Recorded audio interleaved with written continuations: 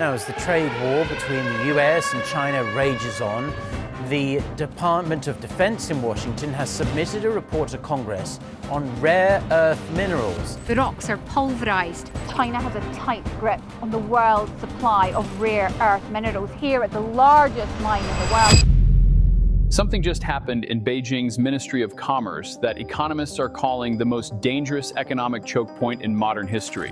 Not a tariff, not a sanction, a switch. On October 9th, 2025, China imposed sweeping new export controls on rare earth elements, magnets, and the technologies used to produce them, extending extraterritorial jurisdiction to products made using Chinese technology anywhere on Earth. The new rules require case-by-case approval on exports of rare earths used in advanced semiconductors, including logic chips at 14 nanometers or below, and memory chips with 256 layers or more. Apple's A18 Pro chip, NVIDIA's H100 AI processor, Samsung's VNAND memory, all directly inside the targeting cone. And the most terrifying detail, the temporary suspension of those controls, agreed at the G-Trump Busan meeting on October 30th, expires on November 10th, 2026. Beijing did not cancel the ban. Beijing paused it with a built-in trigger date, and the country whose entire economic growth, 92% of US GDP growth in early 2025, is now AI-linked, running through chips that cannot be made without Chinese rare earth inputs, is now staring down a deadline that could collapse the entire AI boom in a single overnight policy reversal.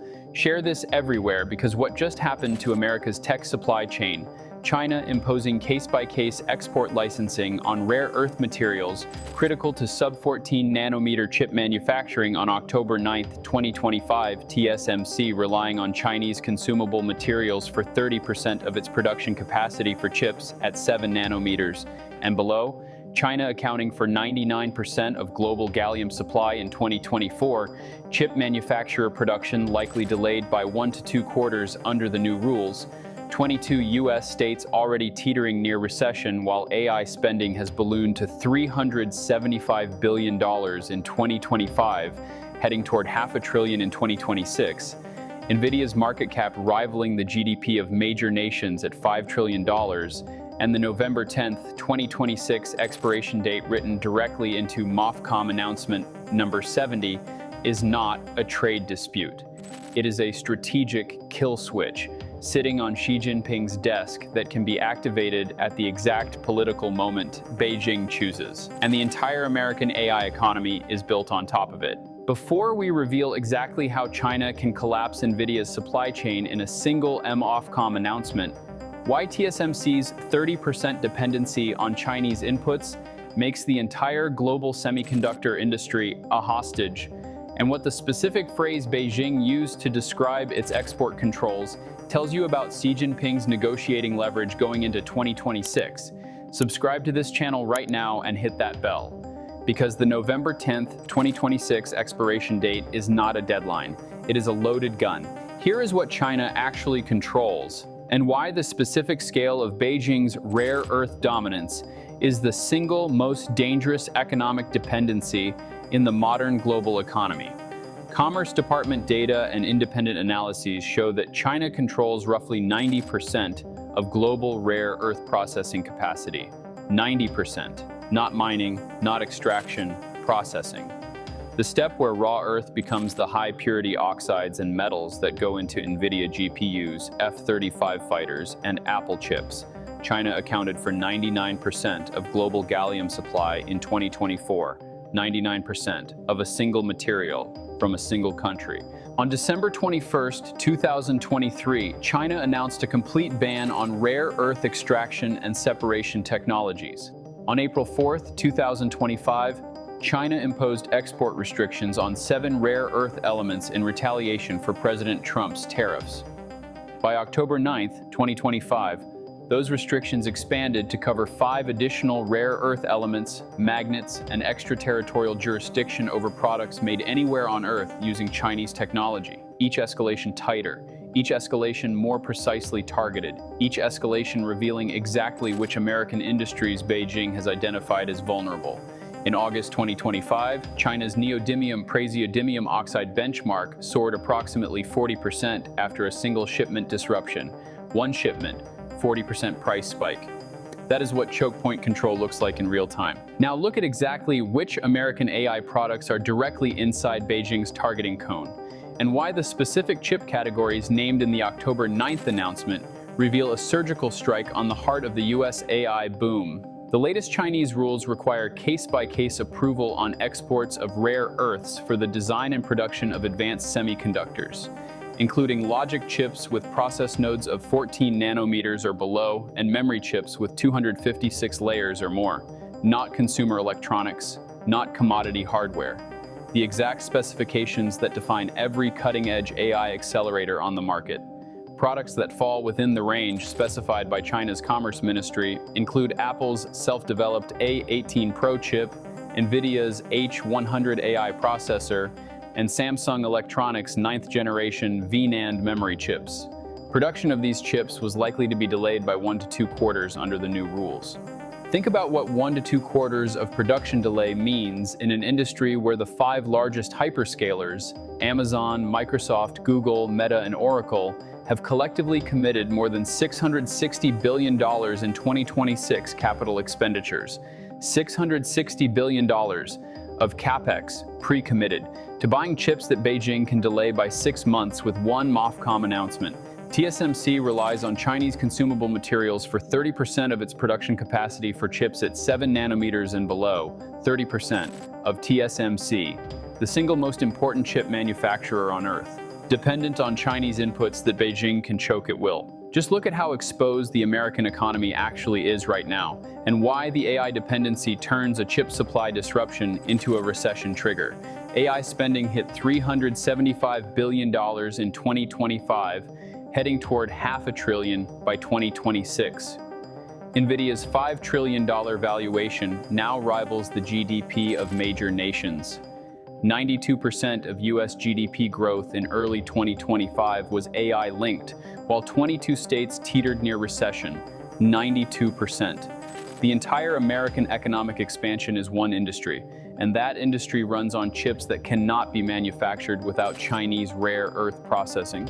DRAM prices surged 90% in Q1 2026 alone compared to Q4 2025, driven by an industry-wide pivot that has seen Samsung, SK Hynix, and Micron shift 93% of combined production toward HBM for AI data centers. 90% price surge in 1 quarter before the rare earth controls fully bite. Big tech companies are on track to spend a staggering $650 billion in 2026, up about 80% from last year's record. Google DeepMind's Demis Hassabis called the chip shortage a choke point for the industry. Choke point, that word matters, because if Beijing turns the rare earth tap from delayed to denied on November 10th, 2026, every dollar of that $650 billion bet becomes radically harder to deploy. And here's the detail nobody is connecting, and why the specific structure of MOFCOM announcement number 70 reveals Beijing's negotiating playbook for 2026. On November 7th, 2025, China officially suspended implementation of the rare earth export controls, but only for 1 year, expiring November 10th, 2026. The suspension followed the October 30th Xi-Trump meeting in Busan, South Korea, where the two leaders reached a trade and economic deal that linked tariffs, semiconductor access, and critical mineral exports. Beijing did not back down. Beijing scheduled the next confrontation. Both sides understood they would revisit the 1-year freeze in 2026. Think about what a built-in expiration date does to American AI investment.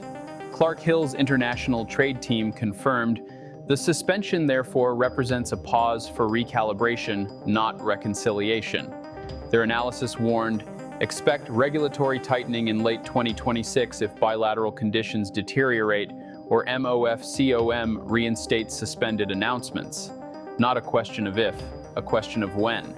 Every American AI CapEx commitment for 2026 is being made under the explicit knowledge that Beijing's rare earth controls can snap back into force on a single day.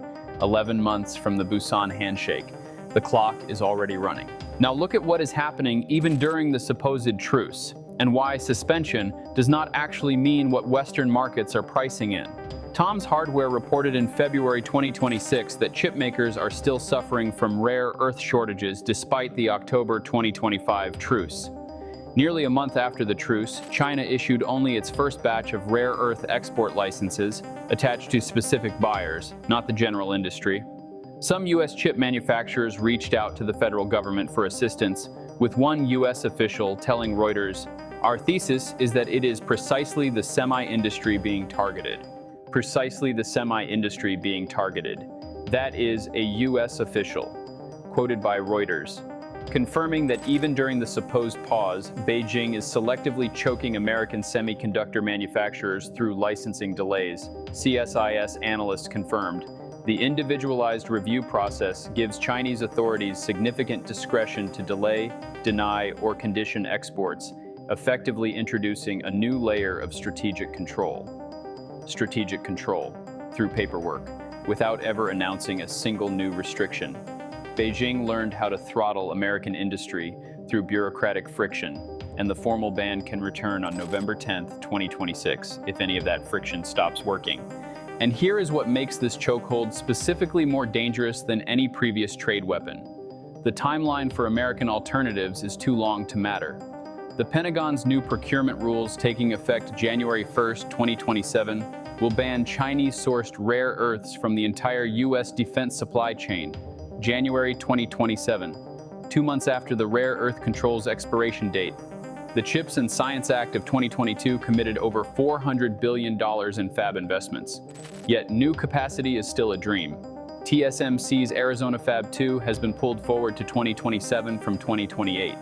But Intel's Ohio production starts have been pushed from 2026 to 2030 for Intel Ohio, while China can flip the rare earth switch in 2026. Heavy rare earths such as dysprosium and terbium, and niche inputs like scandium or tellurium expand more slowly because of complex separation chemistry, small markets, and near total dependence on Chinese processing. For elements without which AI accelerators, electric vehicles, wind turbines, and precision-guided munitions cannot exist. The Defense Logistics Agency maintains stockpiles of rare earth oxides sufficient to sustain select defense manufacturing for several months. That is the buffer between a Chinese shutdown and a Pentagon production crisis. One thing is absolutely certain. China controls roughly 90% of global rare earth processing capacity and 99% of global gallium supply. On October 9, 2025, China imposed export controls on rare earths used in sub-14 nanometer chips and 256-layer memory, directly hitting NVIDIA H100, Apple A18 Pro, and Samsung VNAND production. The suspension is set to expire November 10, 2026, a built-in trigger date Beijing wrote into MOFCOM announcement number 70. TSMC depends on Chinese inputs for 30% of its sub-7 nanometer production. 92% of U.S. GDP growth in early 2025 was AI-linked, with 22 states already near recession. NVIDIA hit $5 trillion valuation, while AI spending heads towards $650 billion in 2026. DRAM prices surged 90% in Q1 2026 alone. Intel Ohio production pushed to 2030, while Chinese controls reload for 2026. A U.S. official told Reuters Beijing is precisely targeting the semiconductor industry through licensing delays. The AI boom is not running on chips. The AI boom is running on Beijing's permission to manufacture chips. If China lets the November 10, 2026 suspension expire and reinstates the October 9 export controls, every advanced AI chip production line on Earth faces 1 to 2 quarters of delay. $650 billion of hyperscaler capex hits a supply wall, and the 92% AI-driven U.S. GDP growth collapses into the same recession that 22 states are already brushing against. If Beijing tightens licensing during the supposed truce, exactly as U.S. officials confirmed it already is, the slow strangulation of TSMC, Samsung, and SK Hynix continues for another year, while American alternatives stay stuck behind 2030 timelines. If the November 2026 deadline becomes the leverage point Beijing extracts concessions on Taiwan, semiconductors, or sanctions, the entire architecture of U.S. tech export controls becomes a hostage trade where China holds the trigger and Washington holds the cue.